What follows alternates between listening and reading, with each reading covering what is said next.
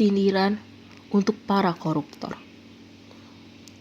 Korupsi sudah sering terdengar, sudah sering terlihat. Sepertinya tidak ada rasa jera. Menangkap, menyidik, menyatakan, bahkan memenjarakan sekalipun, sepertinya tidak diperdulikan lagi. Menjadi seorang koruptor sepertinya budaya bagi bangsa.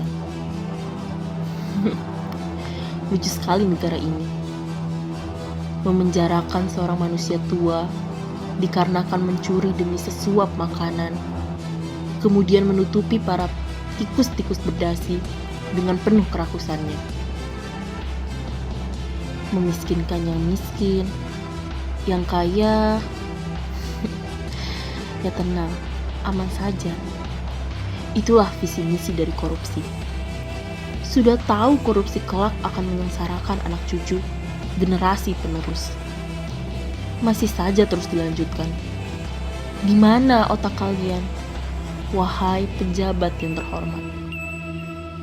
Tidakkah kalian malu pada kami rakyat kecil, berusaha sekuat tenaga hanya demi sesuap nasi? Dan dengan gampangnya engkau gunakan hasil keringat kami untuk kebahagiaan pribadi kalian. Sudah tidak ada pilihan lain. Sudah tidak ada solusi lain. Hanyalah diri pribadi yang dapat mencegah hal keji tersebut. Rakyat bersama KPK juga perlu bersatu, melawan korupsi demi negara yang beradab. Keadilan ini harus tetap ditegakkan demi kesejahteraan bangsa dan juga kebahagiaan generasi penerus bangsa kelak.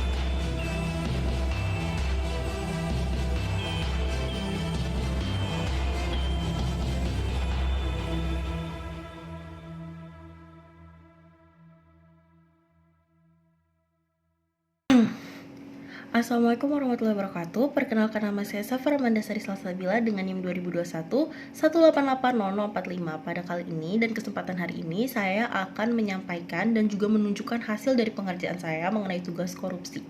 Nah, seperti yang kita ketahui, korupsi sendiri bukan suatu hal yang spesial lagi, bukan suatu kasus yang besar lagi, melainkan korupsi sudah menjadi budaya bagi bangsa Indonesia.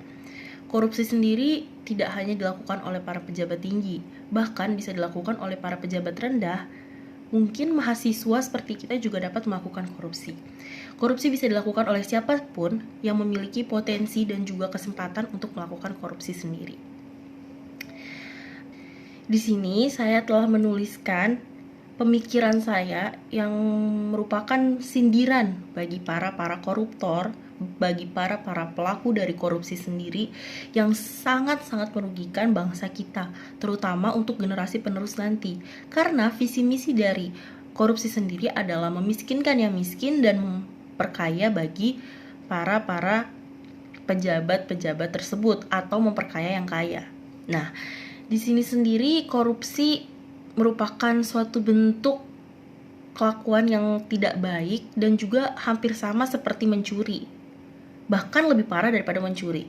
Nah, kasus yang pernah terjadi di Indonesia sendiri, pencuri yang mencuri hanya demi sesuap nasi, yaitu dilakukan oleh nenek-nenek pada waktu itu, orang tua, di penjara dan kasusnya diperbesar. Namun para koruptor sendiri kasusnya malah ditutup-tutupi, bahkan diberi banyak keringanan.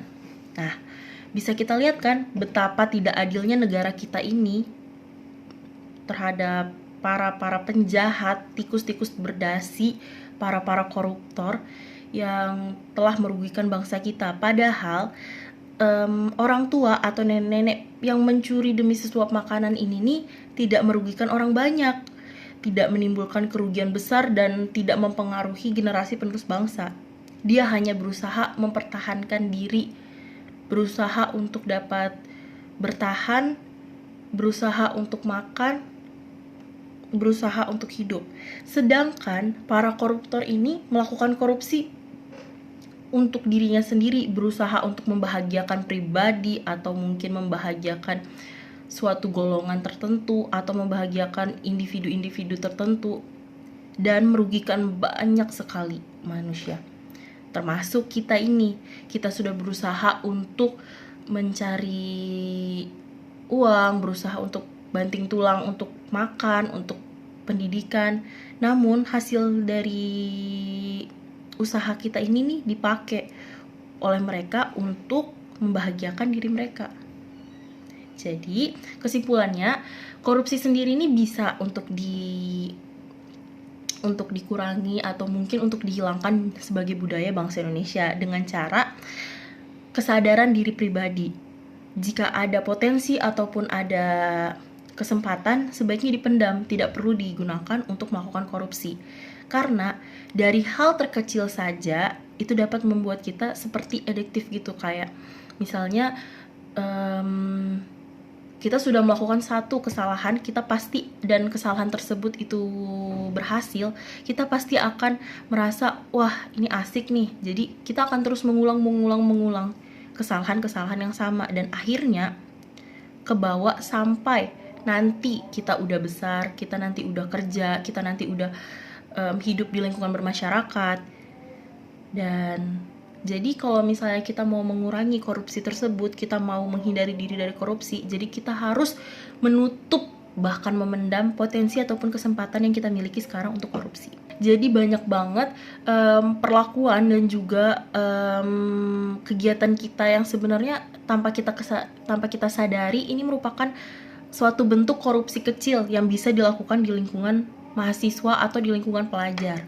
Misalnya mencontek, kemudian membohongi orang tua, misalnya nih dikasih uang 100.000 untuk membeli buku, padahal harga bukunya 80.000 dan kita minta 100.000 untuk membeli buku tanpa memberikan angsurannya kepada orang tua.